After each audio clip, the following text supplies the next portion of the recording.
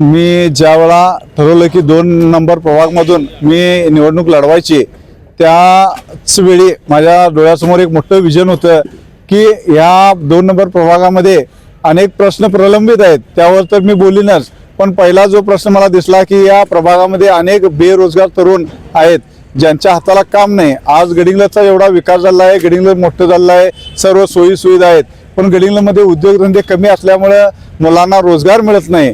पण मुश्रीफ साहेबांनी जे आता MIDC मध्ये अनेक कंपन्या आणायचा जो सपाटा लावलेला आहे त्या सपाट्यामुळे अनेक हजारो तरुणांना इथं गडिंग्लजच्या MIDC मध्ये रोजगार उपलब्ध होणार आहेत।